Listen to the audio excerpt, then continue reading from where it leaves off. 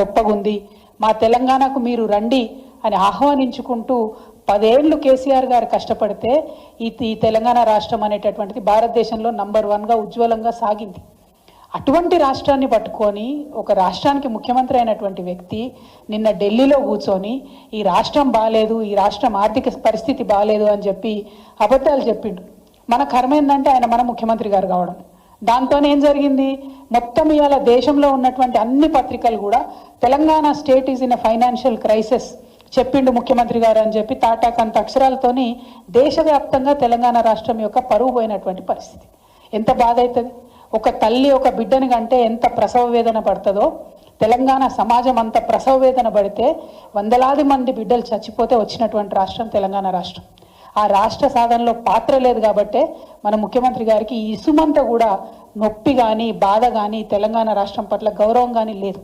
ఎందుకు ఈ మాట చెప్తా ఉన్నా అంటే, నేను చాలా మంచిగా చక్కటి నిర్దిష్టమైనటువంటి ఆధారం లేకుండా ఎన్నడూ కూడా మాట్లాడిన విషయం తెలంగాణ రాష్ట్ర ప్రజానికానికి అంతటి కూడా తెలుసు.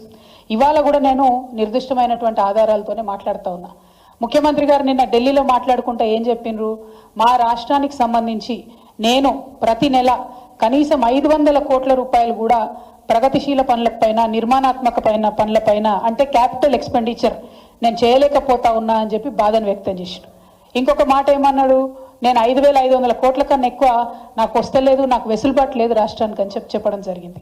ఇవాళ రాష్ట్రానికి వస్తున్నటువంటి ఆదాయం నేను చెప్తున్న లెక్కలు కాదు, ఆర్బీఐ చెప్తున్న లెక్కల ప్రకారం 18,800 కోట్ల పైచిలకు ఆదాయం ఈ రాష్ట్రానికి వస్తుంది. అందులో అయ్యే ఖర్చు ఎంత అంటే జీతాలకు, అప్పులకు, ట్యాక్సులకు, వాటికి ఖచ్చితంగా ఇవ్వాల్సినటువంటి ఖర్చు 6,000 కోట్లు.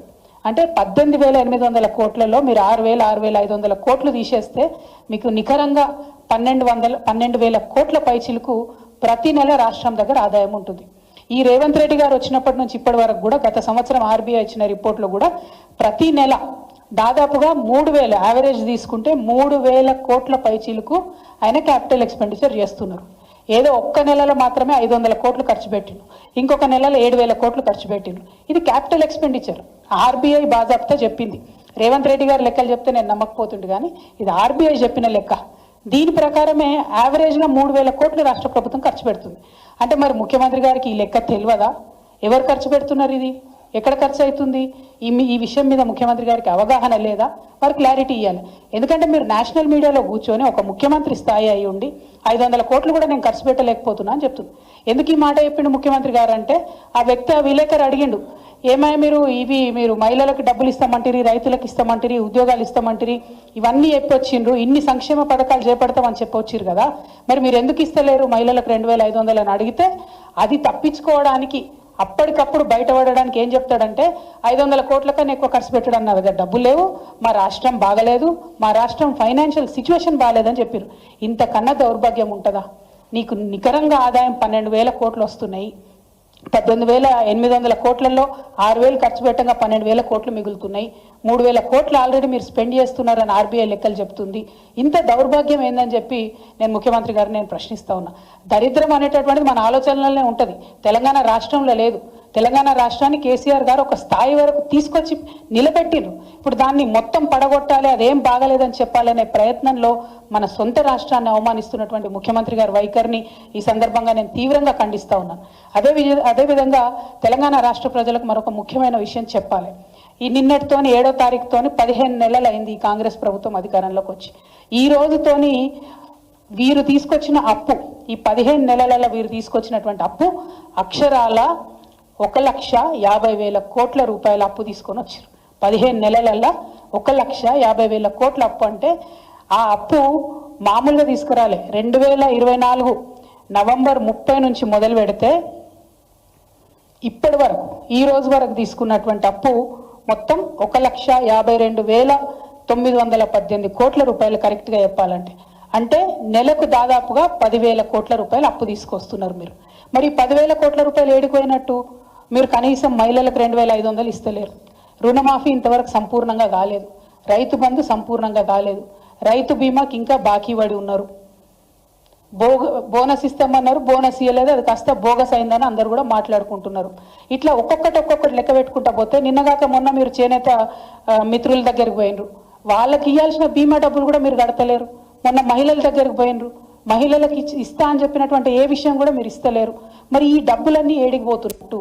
కేసీఆర్ గారు అప్పు తీసుకొచ్చిరు అని బదనాం చేసిరు. ఇవాళ మేము కేసీఆర్ గారు తీసుకొచ్చినటువంటి అప్పుకు మీకు న్యాయ పైసతో సహా లెక్క చెప్తాం.